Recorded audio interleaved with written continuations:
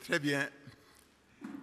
Je suppose que la lecture faite par le ministre d'État Gouan Coulibaly vous a donné donc la structure du gouvernement et que j'espère que l'enfant qui est né est beau au niveau de ce gouvernement.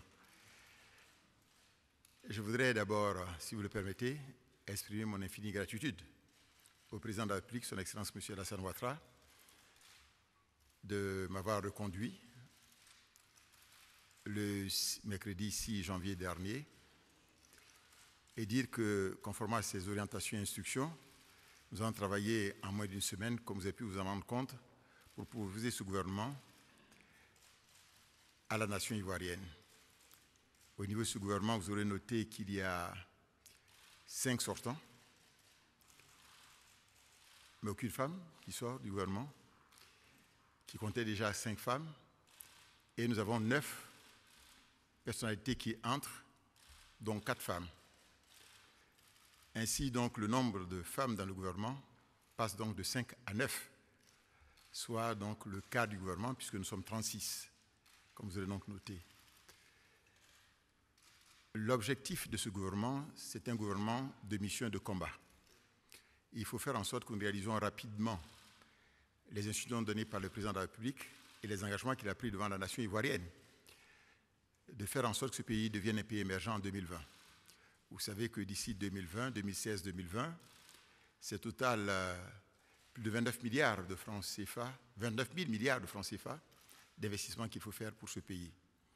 Et les 5 grands axes retenus dans le programme du président de la République concernent d'abord le renforcement des institutions, premier chantier pour la gouvernance et la paix, premier chantier. Le deuxième chantier qui est très important pour la Côte d'Ivoire, c'est la transformation de l'économie. Le troisième chantier, c'est l'amélioration des conditions de vie des Ivoiriens. Le quatrième chantier, vous êtes rendu compte, c'est l'amélioration de la position des femmes et des jeunes. Et enfin, le cinquième chantier, c'est l'Ivoirien nouveau. C'est pour ça que nous devons aller très vite au niveau donc du travail gouvernemental, faire en sorte que sur le terrain, les choses s'améliorent rapidement. Et c'est ce qui explique aussi que l'ossature du gouvernement a été conservée pour que nous ayons des gens à la fois efficaces, qui soient donc des gens bien formés et qui puissent donc aider les jeunes qui rentrent dans le gouvernement à faire en sorte que l'ambition du président de la République de réaliser une Côte d'Ivoire émergente en l'an 2020 soit réalisée. Voilà ce que je veux dire donc en introduction. Je vous remercie encore une fois de votre, disons que, écoute, sauf si d'aventure il y avait peut-être une question. Sinon, oui. Monsieur le Premier ministre, bonjour. Bonjour. Qu'est-ce qui explique le départ, selon vous, du ministre des Affaires étrangères et du ministre de la Justice, M. Coulibaly et Dibi Kofi? Mais ça fait partie donc, vous savez, c'est des mystères de souveraineté.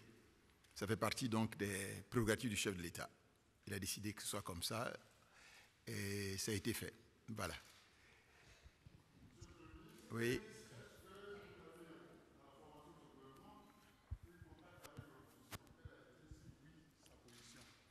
Non, la réponse est non.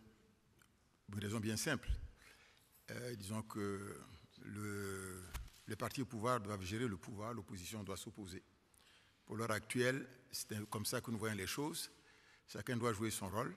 Mais comme vous le savez, le président de la République a travaillé beaucoup en faveur de l'opposition, à la fois pour faire en sorte que l'opposition ait un statut, et voire même avoir même le statut du chef de l'opposition, faire en sorte que l'opposition puisse accéder aux médias d'État et puisse donc gérer de manière efficace et librement donc, ces activités sont sur le territoire national.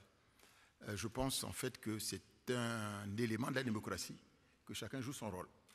Et il faut aller vite à ce niveau et nous devons être compacts et aller très très vite pour réaliser l'objectif fixé par le président de la République. Oui. D'accord, mais voilà. Je vais dire que le gong nous a sauvés alors. Merci encore une fois et bonne journée et à bientôt.